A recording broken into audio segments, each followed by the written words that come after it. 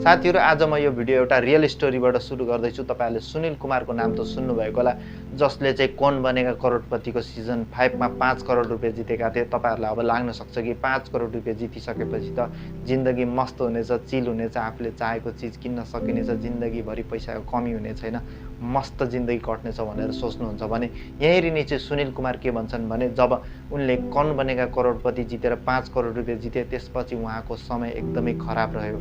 जब 2015 र 16 आयो त्यसपछि त उहाँको जिन्दगीको सबैभन्दा खराब समय चलिरहेको थियो। कौन बनेगा करोडपति जस्तो ठुलो शो जितिसकेपछि उनी आफ्नो गाउँ र सहरको एउटा लोकल सेलिब्रिटी पनि भइसकेका थिए।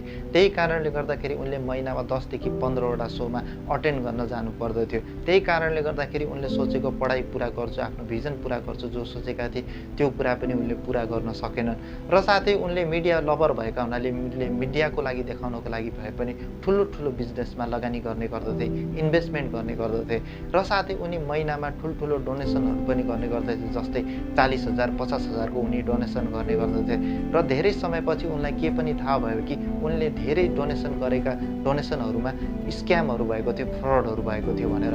त्यही कारणले गर्दाखेरि उनको श्रीमती र उनको बीचमा सम्बन्धमा दरारहरू आउन थाले र उनको श्रीमतीले के भने उनलाई तिमीलाई पैसाको कुनै नलेज छैन, तिमीलाई पैसा म्यानेजमेन्ट नै गर्न आउँदैन भनेर उनीहरूको बीचमा चाहिँ ठुलो लफडा र झगडा हुन थाल्दथ्यो।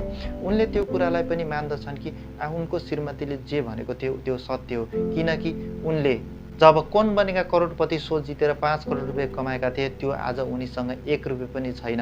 त्यही कारणले गर्दाखेरि उनले त्यो पनि मान्छन् कि उनलाई पैसाको म्यानेजमेन्ट गर्न आउँदैन, पैसा भन्ने कुरा कसरी म्यानेज गर्नुपर्छ र कसरी खर्च गर्नुपर्छ भन्ने कुरा उनलाई आउँदैन, जो कारणले गर्दाखेरि उनले 5 करोड रुपैयाँ जितेर पनि आज उनीसँग 1 रुपैयाँ पनि छैन। यो सुनिल कुमारको छोटो स्टोरीबाट हामीले के सिक्न सक्छौँ भने साथीहरू, हामीलाई जतिसुकै पैसा होस् या हामीले चाहिँ ट्रिलियन डलर किन नजितौँ, बिलियन डलर किन नजितौँ, कि हामीसँग मिलियन नै पैसा किन नहोस् या हामीले कुनै लटरी किन नजितौँ या चाहिँ हामी सेलरीवाला किन नहौँ, हामीले जबसम्म चाहिँ पैसाको म्यानेजमेन्ट गर्न सिक्दैनौँ तबसम्म हामीसँग जति पैसा भए पनि हामी चाहिँ एक दिन रित्तो हात हुनेछौँ, जिरो पैसा हुनेछ भन्ने कुरा हामीले सुनिल कुमारको यो रियल स्टोरीबाट सिक्न सक्दछौँ। र साथै एउटा के पनि फ्याक्ट छ भने अमेरिकामा धेरै लटरीहरू वितरण गर्ने गरिन्छ र धेरैजनालाई लटरीहरू पर्ने गर्छ, बिलियन डलर्सको लटरीहरू पर्ने गर्छ।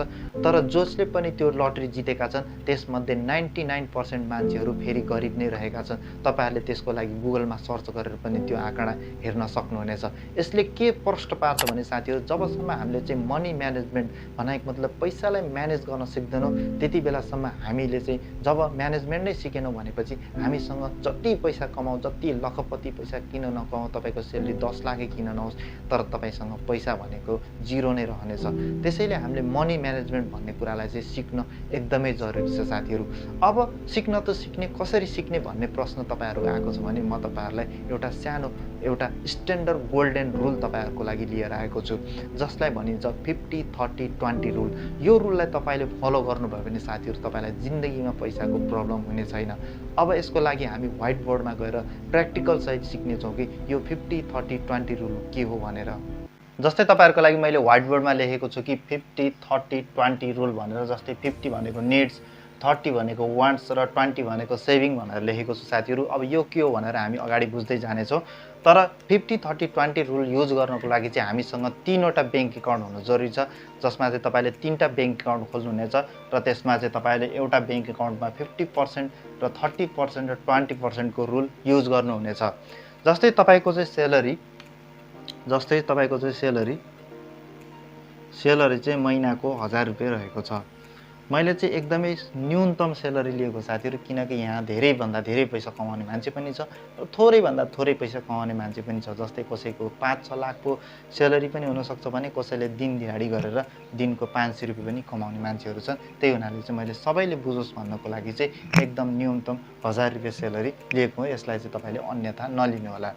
जस्तै तपाईको सेलरी महिनाको 1000 रुपैयाँ छ भनेपछि तपाईले अब 3टा बैंक अकाउन्ट खोल्नुभयो, जसमा चाहिँ एउटामा 50%, 30% र 20% भनेर तपाईले 3टा बैंक अकाउन्ट छुट्टै खोल्नुभयो। जस्तै तपाईले चाहिँ अब 1000 रुपैयाँ महिनाको सेलरी बुझ्ने बित्तिकै चाहिँ तपाईले 500 रुपैयाँ चाहिँ तपाईले आफ्नो निड भन्ने अकाउन्टमा चाहिँ छुट्याउनु हुनेछ, जसमा चाहिँ तपाईले 50% पैसा मतलब 500 रुपैयाँ राख्नुहुनेछ र त्यसको 30% चाहिँ वान्ट्स भन्ने खातामा तपाईँले पैसा राख्नुहुनेछ। जस्तै यसको केसमा चाहिँ 300 रुपियाँ चाहिँ तपाईँले यो खातामा जम्मा गर्नुभयो र साथै तपाईँले 20% भनेको सेभिङ खातामा चाहिँ तपाईँले चाहिँ अब 1000 रुपियाँमा चाहिँ भन्दाखेरि 20% भन्दाखेरि 200 रुपियाँ तपाईँले यहाँ राख्नुहुनेछ।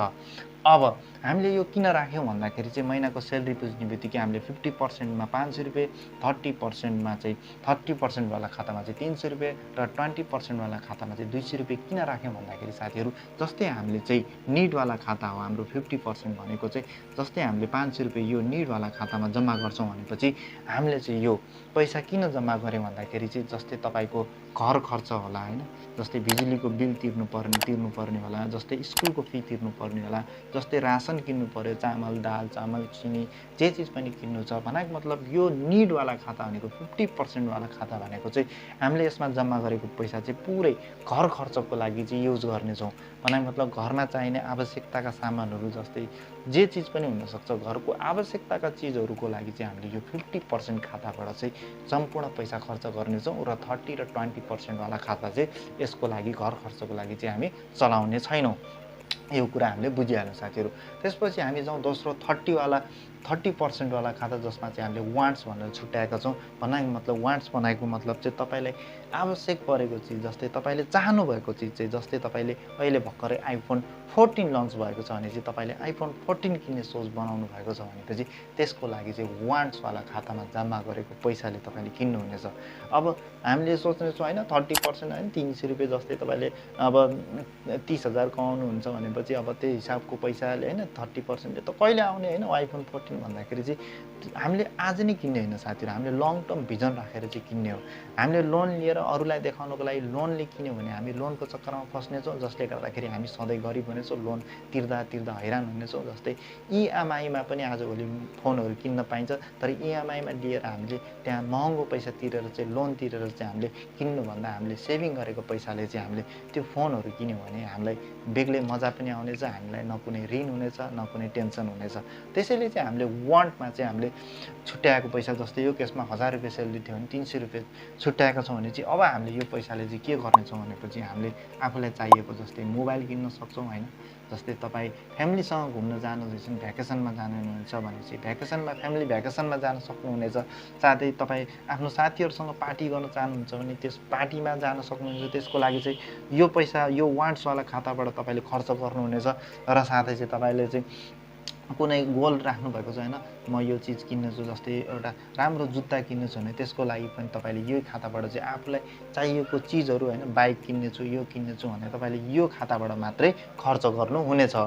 भनेको मतलब चाहिँ हामीले चाहिँ जुन पैसा हामीले सेलेरीबाट 30%को लागि हामीले वान्ट्स खातामा जम्मा गर्नेछौँ त्यो चाहिँ हामीले आफूले चाहिएको चिजहरू किन्नको लागि हामीलाई चाहिएको मोबाइल ल्यापटप कार गाडी बाइक त्यसको लागि चाहिँ हामी खर्च गर्नेछौँ या भ्याकेसनहरूको लागि मात्रै खर्च गर्नेछौँ र त्यो बाहेक चाहिँ यी दुई खाताको पैसा हामी त्यस चिजको लागि चाहिँ युज गर्ने छैनौँ र हामीले चाहिँ वान्ट्सवाला खाता 30%मा जम्मा गरेको पैसा मात्रै त्यसको लागि खर्च गर्नेछौँ। अब हाम्रो चाहिँ 20%को खाता जसलाई चाहिँ हामी सेभिङ खाता भन्छौँ साथीहरू। जस्तै हामीले 1000 रुपियाँको 200 रुपियाँ चाहिँ 20% हुन्छ भनेपछि सेभिङ गरेको छौँ भनेपछि अब हामीले चाहिँ यो सेभिङ खातामा हामीले चाहिँ यहाँ 200 रुपियाँ जम्मा गर्ने भनेर होइन साथीहरू, जम्मा गर्ने छोड्ने हो भन्ने होइन कि हामीले चाहिँ यो 200 रुपियाँलाई अब काहीँ न काहीँ इन्भेस्ट गर्ने हो साथीहरू। यो पैसालाई यहाँ राख्ने नै होइन, हामीले चाहिँ छुट्याउने मात्रै हो र यो पैसालाई चाहिँ तुरुन्तै इन्भेस्ट गर्ने हो। जस्तै तपाईँले चाहिँ कहाँ इन्भेस्ट गर्न सक्नुहुन्छ भन्दाखेरि तपाईँले आइपिओ भर्न सक्नुहुन्छ, तपाईँले सेयर मार्केटमा लगानी गर्न सक्नुहुन्छ, तपाईँले चाहिँ एफडीमा राख्न सक्नुहुन्छ, तपाईँले चाहिँ डिभेन्चर भर्न सक्नुहुन्छ होइन, डिभेन्चरमा लगानी गर्न सक्नुहुन्छ, तपाईँले चाहिँ म्युचुअल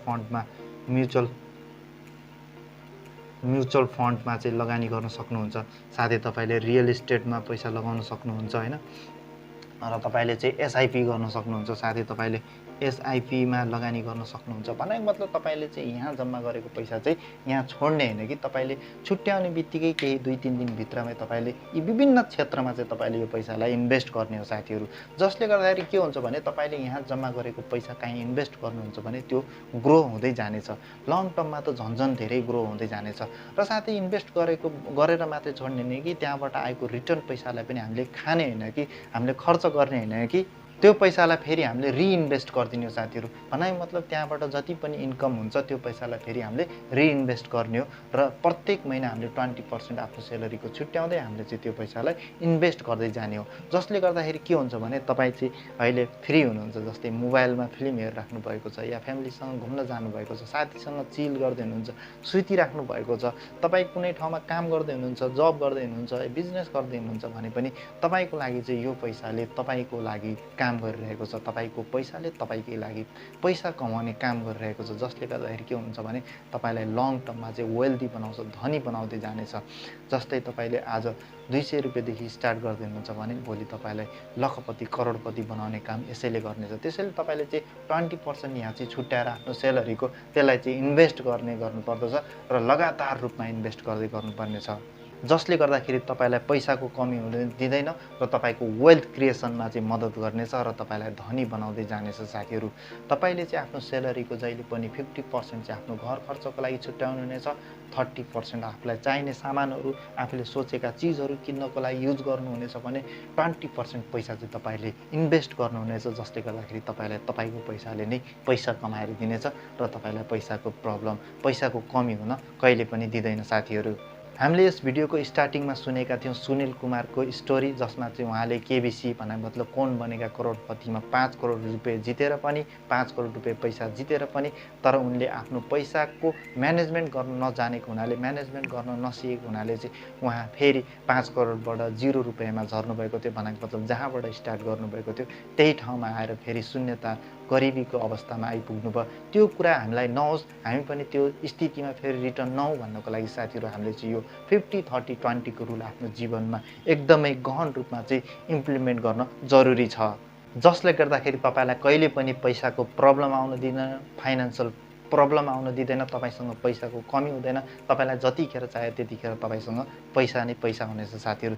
मलाई आशा छ तपाईँले यो रुललाई आजदेखि नै आफ्नो जीवनमा इम्प्लिमेन्ट गर्नुहुनेछ, लागू गर्नुहुनेछ भन्ने मैले आशा लिएको छु साथीहरू। तपाईँलाई यो भिडियो कस्तो लाग्यो साथीहरू? भिडियो मन परेमा भिडियोलाई एउटा लाइक गर्न सक्नुहुनेछ, सक्दो सेयर गर्न सक्नुहुनेछ र साथै तपाईँले यो भिडियोले कुनै जानकारीमूलक ज्ञान मिल्यो कि मिलेन भनेर तपाईँले कमेन्ट गर्न सक्नुहुनेछ र साथै तपाईँले मसँग पर्सनली कुरा गर्न चाहनुहुन्छ भने मलाई इन्स्टाग्राममा फलो गर्न सक्नुहुनेछ र साथै च्यानललाई सब्स्क्राइब गर्नुभएको छैन भने सब्स्क्राइब गरी सँगै रहेको बेल अन गर्न नबिर्सिनुहोला।